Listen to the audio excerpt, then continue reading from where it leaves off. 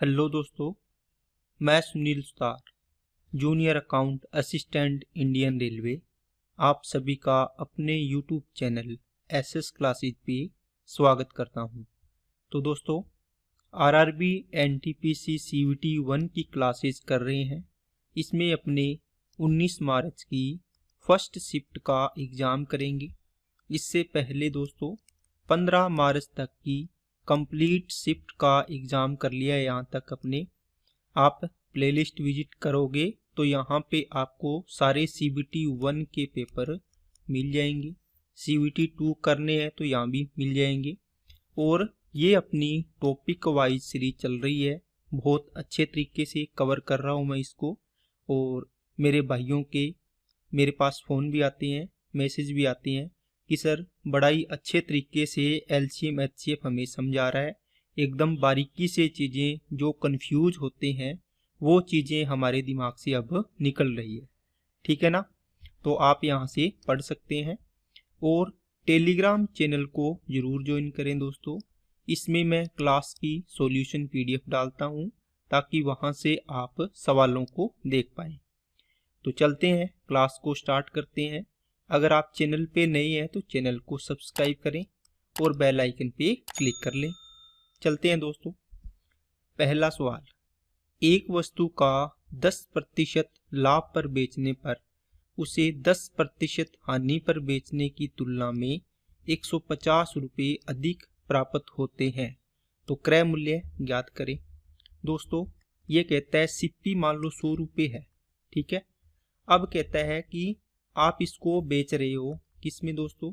CP मान लिया 100 रुपये। आपने पहले SP1 रखा कि 10% लाभ पर बेचा 110 में। कहता है 10% हानि पर बेचे तो कितने में बेचेगा? कम में बेचेगा, 90 में बेचेगा। तो कितने रुपए अधिक मिलते हैं बताओ? इसमें कितना डिफरेंस आएगा? आप बोलो सर 20 का। 20 की वैल्यू 150, 100 की वैल्यू निकालनी है तो कितना हो जाएगा? इसको मल्टीप्लाई करोगे तो 750 आ जाएगा, क्योंकि ये कितने गुना हो जाएगा? 7.5 गुना, है ना? 7.5, तो 750 आंसर आ गया। ओके दोस्तों, नेक्स्ट। एक गोले की त्रिज्या 8 सेंटीमीटर है, R है। एक लंबवृत्तीय शंकु की आधार त्रिज्या के बराबर है। यदि देखो दोनों के लिए दोस्तों त्रिज्या आपने बराबर कर दी, गोले की त्रिज्या और शंकु की त्रिज्या बराबर दे रखी है। दोनों आकृतियों का कुल आयतन 7/3 पाई आर क्यूब दे रखा है। यदि h शंकु की ऊंचाई है तो h/r का मान बताना है। दोस्तों, दोनों आकृति कौन सी होगी? एक गोला हो गया और एक क्या हो गया? शंकु हो गया।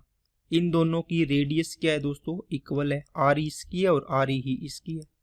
इन दोनों का टोटल आयतन दे रखा है 7/3 पाई आर क्यूब। इसका आयतन क्या होता है? 4/3 पाई आर क्यूब। प्लस इसका आयतन क्या होता है? 1/3 पाई आर स्क्वेयर h। कितना दे रखा है? 7/3 पाई आर क्यूब दे रखा है। अब दोस्तों काट लीजिए इसको। देखो 3 3 3 सब में कॉमन होके कट जाएगा। पाई से पाई पाई पाई कैंसिल हो गया। देखो यहाँ आर क्यूब है, आर स्क्वेयर है, आर क्यूब है, तो सबसे छोटा आर क्यूब है। यहाँ से पूरा का पूरा कट गया, एक बचा। यहाँ आर स्क्वेयर गया तो आर बचा। यहाँ भी कितना बचा? आर बचा। ठीक है, आर की पावर मतलब 1 बचा। अब ये कितना हो गया? 4r प्लस ये कितना हो गया? h इक्वल टू ये कितना हो गया? 7r। ये इधर जाएगा तो h बराबर आ गया दोस्तों 3r। तो h/r की वैल्यू कितनी आ गई? 3/1। तो आंसर हो गया आपका 3।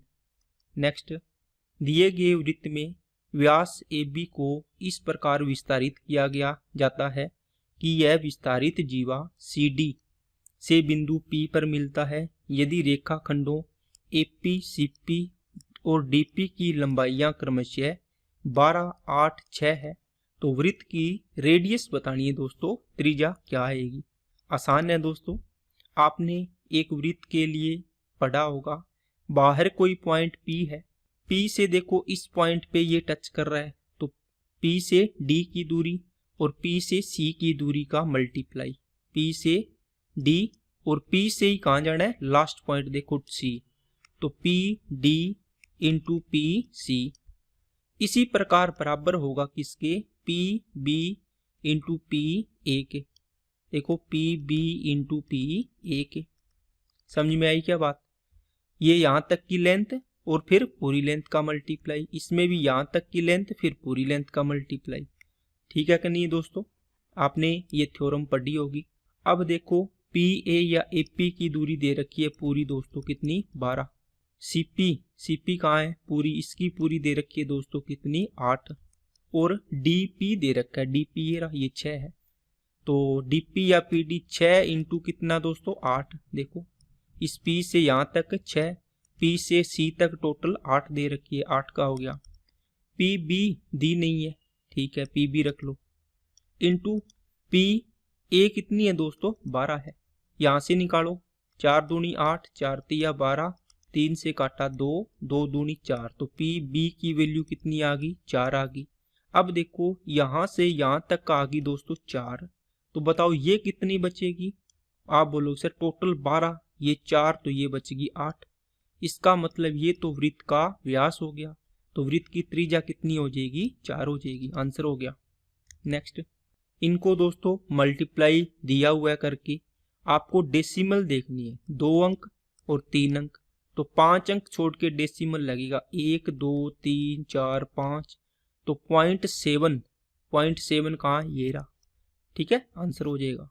नेक्स्ट, इसमें 99 का क्यूब करना है दोस्तों। बहुत सारे तरीके हैं। आप 99 का स्क्वायर पता है आपको, क्या 99 का स्क्वायर पता है, इसको ऐसे तोड़ लिया, 98 जीरो कितना होता है, 1 होता है, इंटू 99 से गुणा करना है। आप इसको 99 को 100 माइनस 1 लिख लो दोस्तों, ये कितना हो जाएगा, 9801। इसका इसके साथ मल्टीप्लाई हुआ तो डबल जीरो लग गया, इसका इसके साथ हुआ मतलब माइनस करना है तो यहाँ लिख के घटा दो सीधा, वहां लिखने की क्या जरूरत है। ये आ गया 9 और ये आ गया 9, और 10 में से 8 गया 2, 299 लास्ट में देखो इसमें आ रहा है, ऑप्शन हो गया। ठीक है, आप किसी ट्रिक के चक्कर में मत पड़ना, बस स्क्वायर कर लो, उसके बाद इसको ऐसे लिख के गुणा कर लो, आपके लास्ट 2 डिजिट या 3 डिजिट से आपका आंसर आ जाएगा। ओके। नेक्स्ट, दिए गए 7 प्रेक्षणों 6 7 10 12 13 8 14 का प्रसरण ज्ञात करना है दोस्तों प्रसरण या वेरिएंस होता है सिग्मा स्क्वायर। आपने एक सिग्मा निकाला था SD, स्टैंडर्ड डेविएशन, बस ये निकाल लो, इसका स्क्वायर कर देंगे तो ये आ जाएगा। देखो आएगा कि नहीं आएगा, बोलो। इसको V से लिखते हैं वेरिएंस। अब स्टैंडर्ड डेविएशन कैसे निकालते हैं दोस्तों, फॉर्मूला होता है स्टैंडर्ड डेविएशन क्या, summation xi minus x bar का whole square divide by n, इसका क्या करते हैं, रूट करते हैं। बस समझ में आई क्या बात सभी को। मैंने क्या बताया आपको दोस्तों, इनका एक तरीका बताया था मैंने। आप इनका माध्य निकालो, x बार कितना आ गया, x बार निकालोगे 13 23 23 35 48 56 70, 70 बटे कितना हो गया, 7 संख्याएं हैं, 7 से डिवाइड कर दो। ठीक है, कितनी आ गई, 10 आ गया माध्य। अब 10 से दोस्तों तुलना करनी है इन सभी की। 10 और 6 का डिफरेंस कितना आएगा, 4, 4 का स्क्वायर 16, प्लस 10 और 7 3 का डिफरेंस 3 तिया 9, प्लस 10 और 10 का डिफरेंस 0 का स्क्वायर 0, 10 और 12 2 का स्क्वायर 4, 10 और 13 3 का स्क्वायर 9, 10 और 8 2 का स्क्वायर 4, 10 और 14 4 का स्क्वायर 16। और डिवाइड किससे करना होता है दोस्तों, किससे करना होता है, 7 संख्या तो 7 से कर दो। तो ये कितना हो गया, 20 29 33 और 42 और ये हो गया 58 डिवाइड बाई कितना, 7। ये दोस्तों सिग्मा आ गया ये। ठीक है, ये रूट है, इसमें सिग्मा स्क्वायर कर दो तो ये क्या बन जाएगा, वेरिएंस बन जाएगा। बस इसका मतलब 58 में 7 का डिवाइड कर दो, 7 8 56, 2 बचेगा 0, 7 दूनी 14, 6 7 8 56, 8.28। देखो ये वाला अप्रोक्स में आंसर आएगा इसका। क्या चीज समझ में आई क्या सभी को। ठीक है, क्या करना है दोस्तों, आपको माध्य निकालना है। इस माध्य का सभी नंबर से क्या करना है, डिफरेंस करना है। जो डिफरेंस आए ना, ए स्क्वायर बी स्क्वायर जो भी डिफरेंस आए उनका स्क्वायर करना है और जोड़ के एवरेज निकाल दो। बस ये प्रोसेस करनी है इसमें। नेक्स्ट, 4/5 में कितना जोड़ने पर प्राप्त परिणाम 5/4 होगा। दोस्तों 4/5 में कितना जोड़ें कि परिणाम कितना आ जाए, 5/4 आ जाए। ये इस वाली साइड लाके इसको घटा दीजिए, 5/4 माइनस 4/5, 25, 25 में से 16 गया 9, 9/20, तो ऑप्शन हो गया ए वाला। नेक्स्ट, बड़ा ही आसान सवाल है दोस्तों। समीकरण दी है, x की वैल्यू दी है, पुट करनी है। x बराबर 4, तो 4 दूनी 8 प्लस 3y बराबर में 23। ये 8 इधर जाएगा, घट जाएगा, तो 3 बराबर कितना बच गया, 15। तो y की वैल्यू कितनी आ गई दोस्तों, 5 आ गई। नेक्स्ट, एक समकोणीय समद्विबाहु त्रिभुज के कर्ण की लंबाई 28√2 है। त्रिभुज का एरिया बताओ।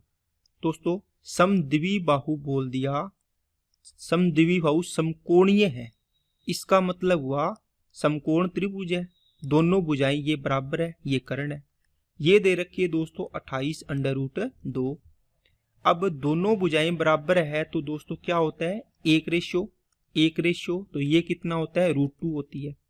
मतलब √2 की वैल्यू 28√2, तो ये कितना हो जाएगा, 1 की वैल्यू 28 आ गई, ये भी 28 आ गई।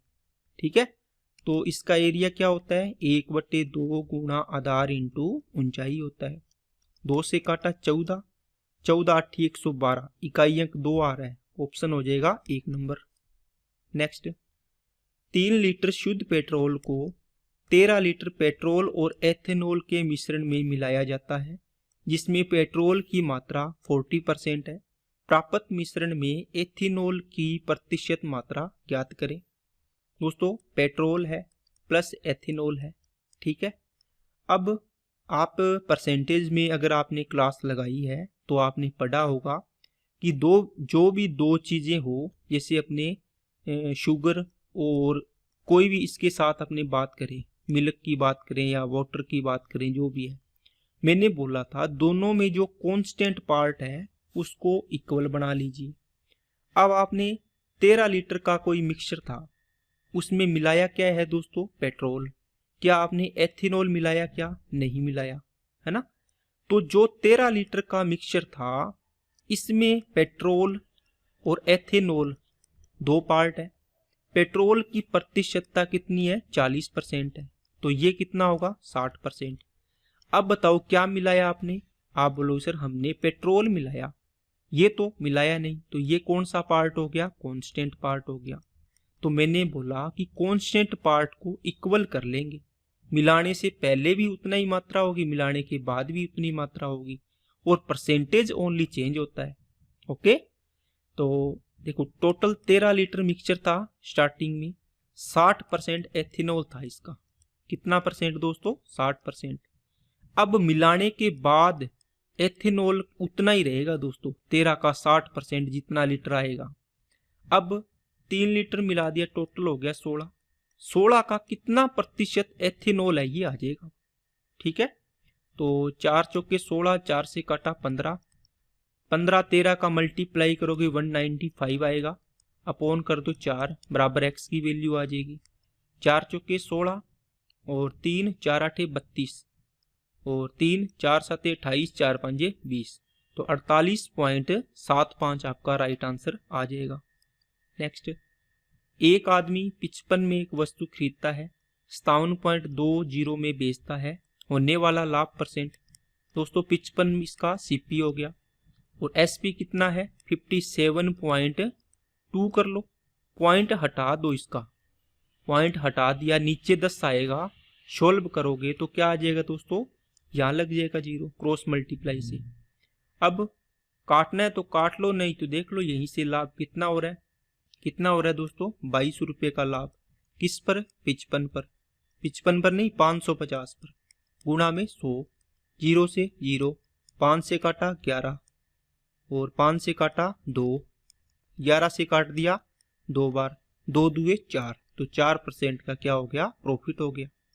नेक्स्ट, इसका दोस्तों सब डुप्लीकेट रेशियो बोलते हैं इसको, वर्गमूलानुपात ज्ञात करो। देखो नाम से स्पष्ट है, वर्गमूल का अनुपात बताना है बस। तो इसका वर्गमूल कर दो 25 और ये कितना आ गया 8। नेक्स्ट, एक दुकानदार के पास एक केन में 25 लीटर और दूसरे केन में 45 लीटर तेल है। उस अधिकतम आकार के कंटेनर की धारिता ज्ञात कीजिए जिसमें दोनों कंटेनरों में मौजूद तेल को पूर्णांक में मापा जा सकता है। दोस्तों HCF की अगर क्लास आपने लगाई है तो ये आप यहां से इतना क्वेश्चन पढ़ते ही आपका आंसर आ जाएगा इसका। ठीक है, 25 और 45 का क्या लेना है दोस्तों, मैक्सिमम मतलब HCF लेना है। HCF कितना आएगा 5, तो इसकी आंसर आ गया 5 लीटर का वो बर्तन लेना पड़ेगा जिससे इसको भी पूरा पूरा माप सके, इसको भी पूरा पूरा माप सके। नेक्स्ट, 4.5 मीटर लंबे और 1.5 मीटर चौड़े एक कमरे के फर्श पर एक समान आकार के वर्गाकार शिलापट लगाए गए हैं। पूरे फर्श पर लगाए जा सकने वाले शिलापटों की न्यूनतम संख्या ज्ञात करें।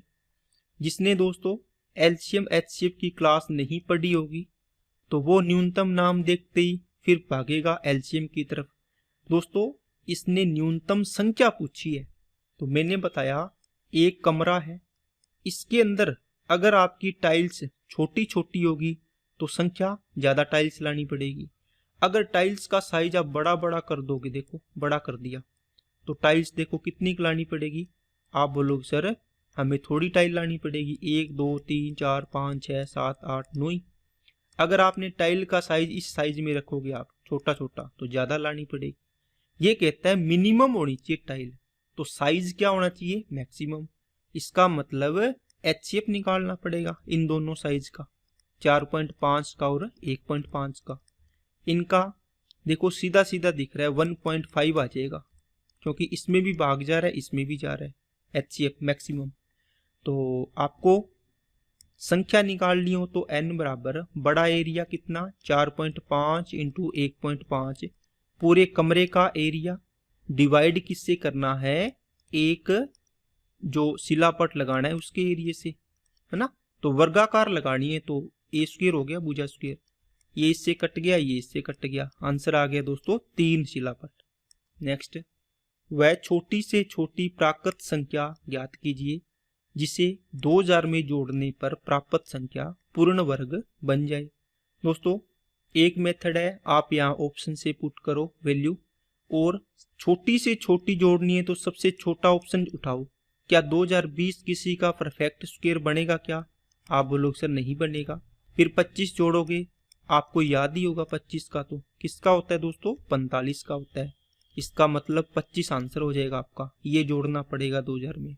अगर आपको बेसिक से बनाना है तो क्या करना होगा, देखो 2 के पेयर बना लो, किसके दोस्तों स्क्वायर रूट बनाना है ना, तो 2 के पेयर बना लो, 4 से किया 4 चौके 16 बार जाएगा, कितना आ गया 4 इसमें ऐड कर दो, ये 4 बचा, ऊपर से पेयर उतर गया 8 हो गया। अब ये कितनी बार जाएगा 8 5 40 5 और 4 बार करके देखो 4 रखो, है ना, 4 चौके 16, 4 8 32 और 1 33। ठीक है, तो ये कितना आ गया 4, ये कितना बच गया 9 में से 6 बच गया, 64 हो गया, ये 88 हो गया यहाँ पे। अब देखो आगे पॉइंट में चला गया, इसका मतलब दोस्तों 44 का स्क्वायर करेंगे, ये देखो स्क्वायर आया है 2000 का, 44 का स्क्वायर से बड़ा आएगा 2000 से बड़ा, तो 45 का स्क्वायर कर दो आंसर हो जाएगा। तो 20 25 में कितना ऐड करना पड़ेगा 25। नेक्स्ट, ये दोस्तों बढ़िया सवाल है, डिवाइड का साइन है, आपको पता है a डिवाइड बाई b है, तो डिवाइड को मल्टीप्लाई में चेंज करते हैं तो आगे वाली संख्या जो डिवाइड के आगे संख्या आएगी बाद में वो पलट जाएगी। 32 इंटू 1/2 फिर 1/2 फिर 1/2 फिर 1/2, देखो 4 2 की पावर 4 16 16 दूना 32, आंसर आ गया 2। नेक्स्ट, इनका HCF निकालना है दोस्तों, इसमें देखो अभाज्य संख्या है, अभाज्य संख्या आते ही आपका नाम क्या होगा कि HCF हमेशा 1 होता है। प्राइम नंबर का एचसीएफ क्या होता है दोस्तों? प्राइम नंबर का एचसीएफ हमेशा 1 होता है। नेक्स्ट, ओ केंद्र वाले निम्नांकित वृत्त में केंद्र पर बने न्यून कोण का माप 88 डिग्री है। वृत्त के अंदर खींचे गए चतुर्भुज में कोण ओ के सम्मुख कोण का माप ज्ञात कीजिए। ठीक है दोस्तों, देखो ये कोण दे रखा है, ओ सेंटर है, ये कोण दे रखा है 88, ये कोण आपको निकालना है। दोस्तों इसमें 2 रूल लगेंगे। एक तो क्या लगेगा, कोई भी वृत्त है, इसके केंद्र और परिधि में जो कोण बनता है उसमें रिलेशन होता है। क्या रिलेशन होता है? देखो एक ही परिमाप, इसी परिधि के जो चाप है, क्या है दोस्तों, ये इसको चाप बोलते हैं, परिधि के पार्ट को चाप बोलते हैं। इसी चाप द्वारा परिधि पर बना कोण थीटा है तो इसका डबल होगा 2 थीटा केंद्र पर। ठीक है, तो केंद्र पर 88 बने हैं तो इसी चाप द्वारा परिधि पर कितना बनेगा दोस्तों? कितना बनेगा? आप बोलोगे सर 44 डिग्री बनेगा। अब आप इसके अंदर दूसरा नियम लगाओगे, क्या कि एक वृत्त के अंदर अगर 4 जो कोने हैं, चारों के चारों चतुर्भुज के जो है इसकी परिधि पर है कोने, देखो चतुर्भुज परिधि पर स्थित है, इसको चक्रीय चतुर्भुज बोलते हैं। क्या बोलते हैं दोस्तों? चक्रीय चतुर्भुज। अब इस वाले में देखो बन गया ना चक्रीय, तो इनके सम्मुख कोणों का योग 180 होता है। ये 44 है तो ये कितना बच गया? आप बोलो सर 180 माइनस 44 डिग्री, तो 100 कितना दोस्तों? 136 डिग्री आंसर आएगा। यही आएगा क्या दोस्तों? 100 इसमें से घटा दो 6 और ये 3 और 1, 136 आंसर आ गया। नेक्स्ट, 3 धनात्मक संख्याओं का रेशियो है दिया हुआ है, उनके वर्गों का योग है। तीनों संख्याओं में सबसे बड़ी संख्या मतलब इसकी वैल्यू चाहिए, इनके वर्गों का योग है। इसमें x लगा लो दोस्तों, थोड़े से आसान रहेगा। ये x हो गया, ये 3x हो गया और ये 4x हो गया। इनके वर्गों का योग तो x स्क्वायर, 3x का 9x स्क्वायर हो गया, 4x का 16x स्क्वायर हो गया। योग कितना है? 2106।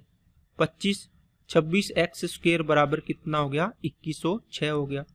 26 से इसको काटोगे, 26 आटे 208 और 2, 26 एकम 26। x की वैल्यू कितनी आ जाएगी दोस्तों? 9 आ जाएगी। x स्क्वायर बराबर 81, तो x की वैल्यू आ गई 9। सबसे बड़ी संख्या 4x, तो 4 निम 36 आंसर। नेक्स्ट, एक अंक वाली सबसे बड़ी और सबसे छोटी अभाज्य संख्याओं का अंतर।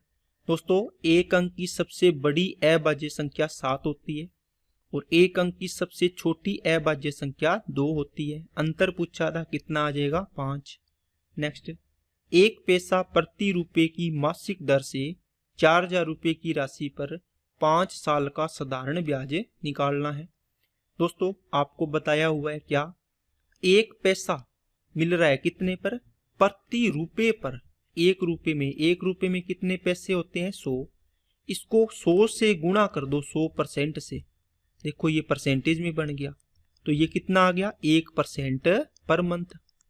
क्या आ गया दोस्तों? 1% इसको पर मंथ लिखेंगे, तो 1 साल का कितना हो जाएगा? 12 मंथ से गुणा कर दो, तो ये हो जाएगा 1 साल का कितना? 12%। अरे 1 महीने का 1% तो 12 महीने का 12%। आपको ये तो 1 साल का है पर ईयर, आपको 5 साल चाहिए तो 12 5 60% ब्याज निकालना है। किसका? 4000 का। तो 4000 का 60% निकालोगे, 20% से 4 छिके 2400, राइट आंसर हो जाएगा। नेक्स्ट, बड़ा ही अच्छा सवाल है दोस्तों, इंपॉर्टेंट सवाल है। एक टंकी में 28 पाइप लगे हैं, उनमें से कुछ पाइप टंकी में पानी भरते हैं जबकि शेष पाइप टंकी से पानी बाहर निकालते हैं। भरने वाले पाइपों में से प्रत्येक पाइप खाली टंकी को 14 घंटों में भर सकता है, जबकि पानी निकालने वाले पाइपों में से कोई भी पाइप पूरी तरह से भरी हुई टंकी को 35 घंटे में खाली कर सकता है। यदि पूरी खाली टंकी में सभी पाइपों को एक साथ खोल दिया जाता है तो टंकी को पूरा भरने में 2.5 घंटे का समय लगता है। पानी निकालने वाले पाइपों की संख्या ज्ञात करें। दोस्तों देखो, एक तो है भरने वाले पाइप, एक है खाली करने वाले पाइप। ये भरते हैं 14 घंटे में, टंकी को पूरा भर सकते हैं। ये 35 घंटे में खाली कर सकते हैं भरी टंकी को। इनका टोटल मान लो कितने लीटर की टंकी है। एलसीएम मानना दोस्तों कितना आया, 70। कितना आ गया, 70 आ गया। 14 पंजे 70, 35 दूना 70, ये होगा +5, ये हो गया -2। इतनी बात समझ में आई क्या? अब दोस्तों 2 तरीके हैं इस सवाल को करने के। कैसे करेंगे? देखो, एक आपने टोटल 28 है, तो 28 में से अगर भरने वाले x है तो खाली करने वाले कितने होंगे, 28 - x होंगे। तो ये x हो गए, तो ये 28 - x हो जाएंगे। ठीक है। एक पाइप 5 लीटर पाइप पानी भरता है, एक पाइप 5 लीटर एक पाइप, तो x पाइप है तो टोटल हो जाएगा 5x प्लस ये कितने है, 28 - x पाइप है। ठीक है। और एक पाइप कितना पानी भरता है, -2 निकालता है तो माइनस आ गया। टोटल ओवरऑल काम कितने टाइम में हो रहा है, 2.5 घंटे में। और कितना काम हो रहा है भरने का, 70 लीटर पानी भरा जा रहा है। इसको सोल्व करेंगे, अपना आंसर आएगा। इसका पॉइंट हटा दो, ये नीचे 10 आएगा, इसको यहाँ गुणा कर दो। 25 से इसको काटोगे तो देखो लास्ट में 100 है, 25 चौके 100, 4 7 28 हो जाएगा। ठीक है। तो ये हो जाएगा, इसको सोल्व कर लो। 5x और माइनस का 56 और ये माइनस माइनस प्लस का 2x बराबर कितना आ गया, 28 आ गया। 5 और 2 7x बराबर आ गया दोस्तों 84। तो x की वैल्यू आ गई 12। x कौन से थे, भरने वाले। आपको खाली करने वाले पूछे तो 28 में से 12 घटा दो, कितना आ जाएगा, 16 आंसर हो गया। एक दोस्तों आप इसको एलिगेशन से भी कर सकते हैं। कैसे करोगे एलिगेशन से? देखो, एक पाइप 5 लीटर पानी भरता है, तो अगर सारे के सारे पाइप भरने वाले होते तो कितना भरता, आप बोलोगे सर 28 5 140, कितने घंटे में, 1 घंटे में। ध्यान से देखना, ये अच्छा सवाल है। 28 पाइप के सारे 28 के 28 पाइप भरने वाले होते तो एक पाइप 5 भरता है तो 28 कितने भरेंगे, 28 × 5 कितने घंटे में, 5/2 घंटे में। 2 से काटा 14, 14 को 25 से मल्टीप्लाई करो, कितना आ जाएगा, 7 5 35, 350। इसका मतलब 350 लीटर पानी भरते। ओके। इसी प्रकार इसमें लगा दो, अगर सारे के सारे पाइप निकालने वाले होते पानी, तो आप बोलो सर 28 के 28 पाइप अगर निकालने वाले होते -2 × 5/2 घंटे टाइम लगता। तो 2 से 2 कट गया, 28 5 140 माइनस का आ गया। लेकिन ओवरऑल पानी भरा कितना जाना है, 70 लीटर, ये ओवरऑल आ जाएगा। इसमें एलिगेशन लगा दीजिए, ये कितना आ जाएगा, 280। इसका डिफरेंस, एक प्लस एक माइनस है तो ये जुड़ जाते हैं, 210 आ गया। इसका रेशियो 7 या 21, 7 चौके 28, 4 और 3 7 की वैल्यू कितनी होगी, 28 पाइप है, एक की वैल्यू 4, 4 तिया 12, 4 चौके 16। यहां से आप कर सकते हैं। ठीक है दोस्तों। नेक्स्ट, ए ने एक वस्तु 25% के लाभ पर बी को बेची, बी ने 12% हानि पर सी को। यदि सी ने 231 रुपये का भुगतान किया तो उस वस्तु के लिए ए का मूल्य बताना है। यहाँ देख लो मिस प्रिंट है। ए ने 25% के लाभ पर बेचा, तो 25 का मतलब 1/4, 4 की चीज को 5 में बेचा। बी ने 12% हानि, तो 12% हानि का मतलब 3/25, 25 की चीज को कितने में बेचा दोस्तों, 22 में बेचा। अब इनको मल्टीप्लाई कर लो, किसको, सी का आ जाएगा, ये ए का और सी का। 25 चौके 100 और 22 5 110। अब देखो 0 से 0, 10:11, मतलब ये ए का मूल्य, ये सी का मूल्य हो गया। ये कितना गुना हो जाएगा दोस्तों, इसका कितना दिया है, 231, तो ये इसका 21 गुना हो गया। इसको भी 21 गुना कर दो तो कितना आ जाएगा, 210। नेक्स्ट, वह छोटी से छोटी संख्या ज्ञात कीजिए जिसे इसमें से घटाने पर प्राप्त संख्या पूर्ण वर्ग बन जाए। दोस्तों अब देखो यहाँ पे ये थोड़ा सा लॉजिकली सवाल है, कोई इसमें ज्यादा वो नहीं है सवाल में। इसमें से घटाना है तो देखो ये संख्याएं हैं।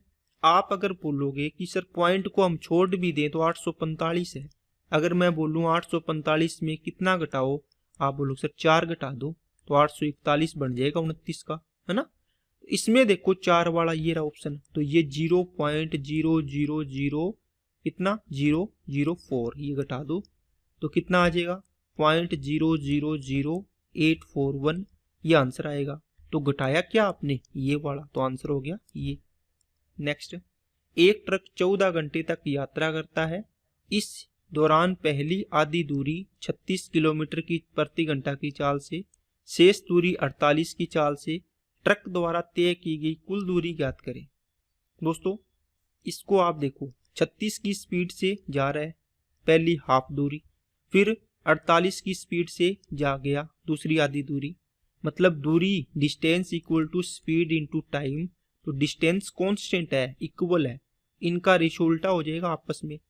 तो 12 तिये 36, 12 चौके 48, ये स्पीड का रेशियो है। तो टाइम का रेशियो कितना आएगा 4:3 आएगा। अब 4 और 3 7, 7 की वैल्यू कितनी होगी दोस्तों 14 घंटे दे रखा है, 1 की वैल्यू कितनी आएगी 2 घंटे, तो 7 2 चौके 8 घंटे इससे चला और 6 घंटे 2 तिया 6 घंटे इससे चला।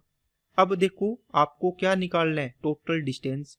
देखो 36 की चाल से 8 घंटे चला तो 36 इंटू 8, इसका डबल कर दो क्योंकि इससे निकालोगे तो भी सेम ही दूरी आएगी क्योंकि दूरी तो बराबर थी बोला है, इसका सीधा डबल कर दो।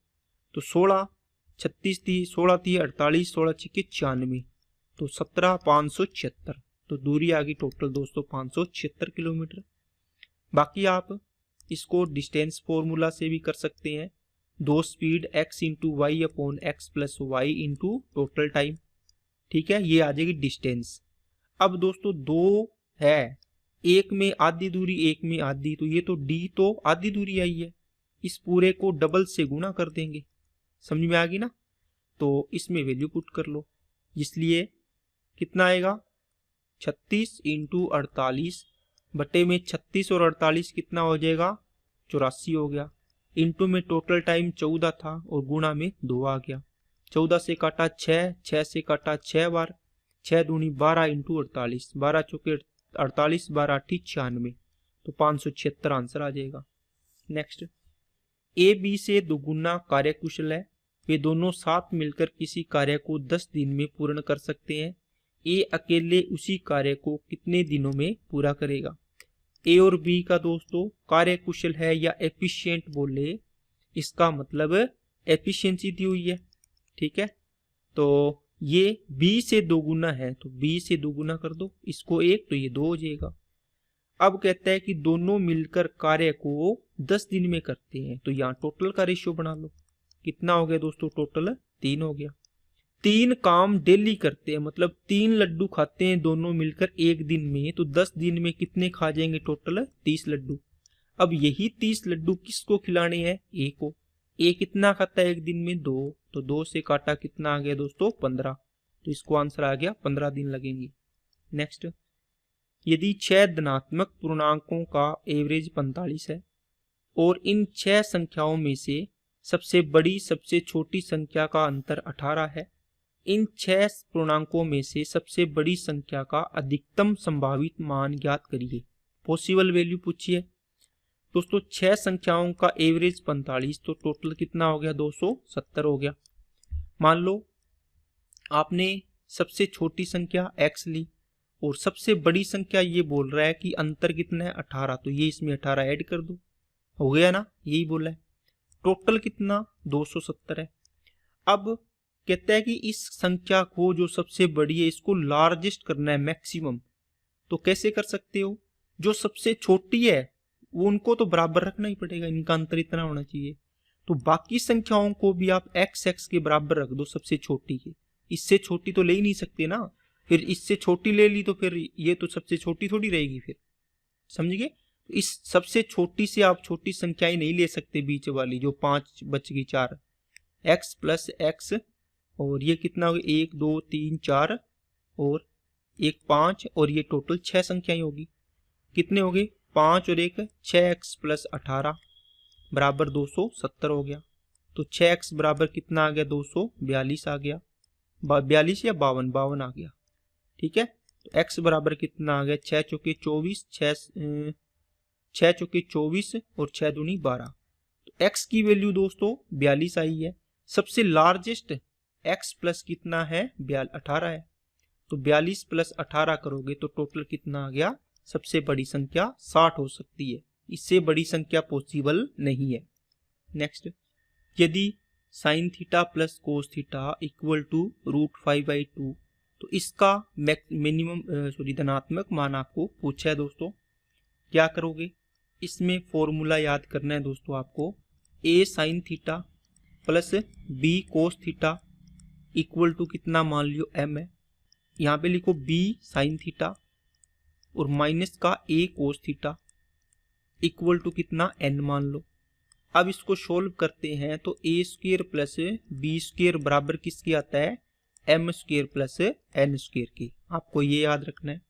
अब यहाँ देखिए sine theta plus cos theta equal to कितना √5/2 है और sine theta minus cos theta equal to कितना दोस्तों x मान लो इसको, इसकी वैल्यू निकालनी है।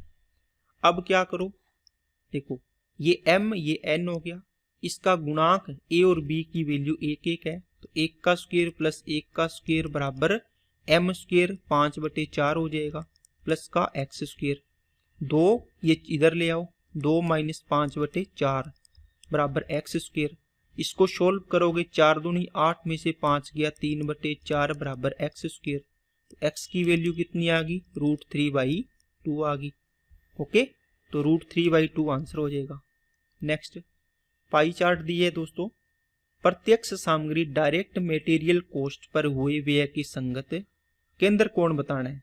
दोस्तों आपको बताया हुआ है 100% इक्वल टू किसके होता है, 360 डिग्री के। ठीक है, अब इससे निकालोगे, हर बार आप निकाल सकते हैं, इसको इसमें चेंज कर सकते हैं, इसको इसमें कर सकते हैं, लेकिन परसेंटेज दिया हो किसका पूछा है, direct material cost. Direct material ये वाला है पहले वाला, तो 22% की वैल्यू पूछी है ना, तो आप डायरेक्ट 3.6 से गुणा कर दो। तो 22 दिए 66, 22 6 132, 2 9 7, तो 79.2 डिग्री आंसर हो जाएगा। नेक्स्ट, ये दोस्तों DI दे रखी है, नीचे देखो ईयर है, first second third fourth fifth, यहाँ पे ईयर है। तो वर्ष 3 और 4 के दौरान B2 के औसत उत्पादन, B2 कौन सा होगा, रेड वाला। देखो 3 में B2 45, 4 में B2 45, तो 90 हो गया टोटल। 90 का एवरेज निकालना है तो 2 से डिवाइड करो। ठीक है, किसका, B2 का। और उसी अवधि में शाखा B1 ये B1 है का एवरेज, तो 3 और 4 में B1 दोस्तों 35 और 55 है, इनको ऐड करोगे तो ये भी 90 हो गया। इसका भी एवरेज देखो सेम आ गया, रेशियो कितना आ गया, 1:1। नेक्स्ट, भारत के 5 राज्य दिए हुए दोस्तों साक्षात्कार के लिए। सभी वर्षों के दौरान आंध्र प्रदेश राज्य से आए उम्मीदवारों की औसत एवरेज संख्या बतानी है।